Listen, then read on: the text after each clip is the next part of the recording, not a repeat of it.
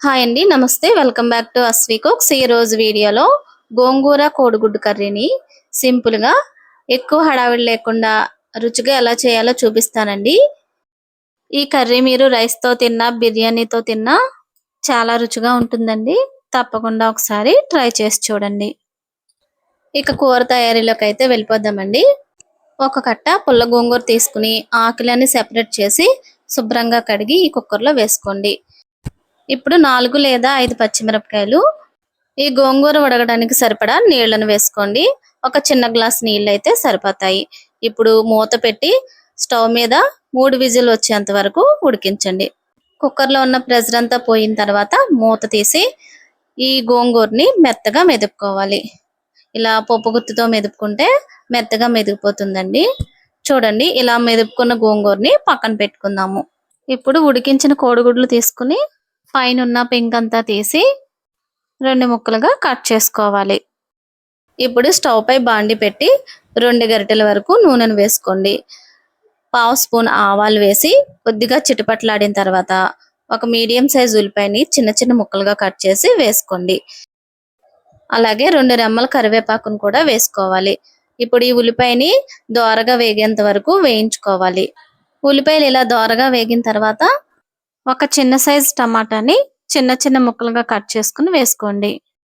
ఈ ముక్కలు కూడా కాస్త మెత్తబడేంత వరకు వేయించుకోవాలి. టమాటాలు ఇలా మెత్తబడిన తర్వాత మనం ఉడికించి పెట్టుకున్న గోంగూరను కూడా వేసేసుకుందాము. ఇలా గోంగూర వేసుకున్న తర్వాత ఒకసారి గరిటెతో కలుపుకోండి.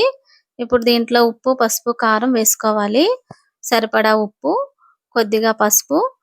ఇక్కడ కారం వేసే క్లిప్ అయితే మిస్ అయ్యిందండి.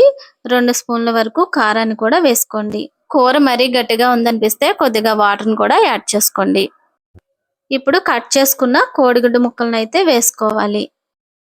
ఇక్కడ నేను కోడిగుడ్లని వేయించకుండా ముక్కలుగా కట్ చేసి వేసేస్తున్నానండి. మీరు కావాలంటే కోడిగుడ్డును వేయించి ఇలా ముక్కలుగా కట్ చేసుకుని అయినా వేసుకోవచ్చు. ఇలా కట్ చేసి వేసుకోవటం వల్ల ఉప్పు, పులుపు, కారం అనేవి ఈ కోడిగుడ్లకి బాగా పట్టి టేస్ట్ కూడా చాలా బాగుంటాయండి. ఇలా కోడిగుడ్డు ముక్కలు వేసిన తర్వాత మూత పెట్టి ఒక 5 నిమిషాల పాటు ఉడికిందాము. ఈ కూర ఉడికేలోపు రోట్లో 1/2 స్పూన్ వరకు జీలకర్రని వేసుకోండి. 7-8 వెల్లుల్లి రెమ్మలను కూడా వేసి కచ్చపచ్చగా దంచుకోండి. దీంట్లో మనం నీళ్లు వేయాల్సిన అవసరం లేదండి.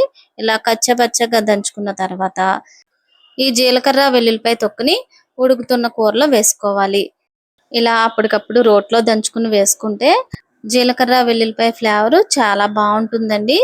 ఇలా వేసిన తర్వాత ఒకసారి కలిపి స్టవ్ ఆఫ్ చేసుకోవటమేనండి. చూసారు కదండి, ఎంత సింపుల్ గా ఎక్కువ మసాలాలు లేకుండా గోంగూర కోడిగుడ్డు కర్రీని అయితే తయారు చేసుకున్నాము. ఒకసారి ఇలా మీరు కూడా మీ ఇంట్లో ఇలా తయారు చేసి పెట్టండి. తయారు చేసి మీకు ఎలా వచ్చిందో కామెంట్ చేయండి. ఈ వీడియో కనుక మీకు నచ్చినట్లయితే మీ ఫ్రెండ్స్ కి, రిలేటివ్స్ కి షేర్ చేసి ఛానల్ ని సబ్స్క్రైబ్ చేసుకోండి. ఇలాంటి సింపుల్ అండ్ టేస్టీ రెసిపీస్ కోసం మా ఛానల్ ని ఫాలో అవ్వండి. మరొక మంచి రెసిపీతో మళ్ళీ కలుసుకుందాం. Thank you for watching.